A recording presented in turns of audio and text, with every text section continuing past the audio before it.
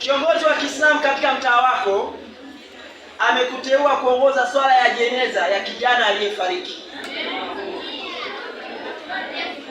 Naomba narudia tena kwa mara ya mwisho, sikiliza vizuri. Kiongozi wa Kiislamu katika mtaa wako amekuteua kuongoza swala ya jeneza ya kijana aliyefariki kituo.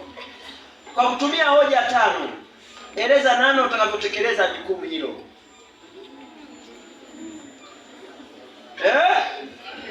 Sawa? Swali limeishia hapo. Hili ni swala moja kwa moja. Linahitaji usome kwanza nini? Maelezo. Ujue, mwisho ujue nini kinachotakiwa. Hapa kuongoza swala ya jeneza inahusu nini? Inahusu kwenye nini? Mambo yanayofanywa nani?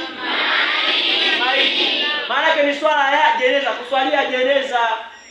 Sawa? Kwa hiyo sasa anakuambia ueleze namna unavyotekeleza jukumu hilo kwa kutumia hoja ngapi?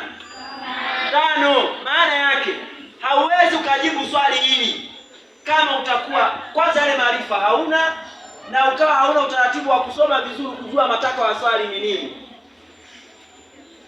Angekueleza kwa ufupi tu, eleza namna unavyoweza kusalia swala ya jeneza lililoko mbele yako. Hakuulizi hivi, anaanza na nini? Maelezo. Narudi, anaanza na nini? Maelezo. Usiogope kuona maelezo.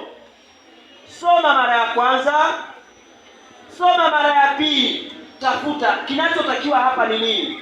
Baada ya muda utaweza kugundua.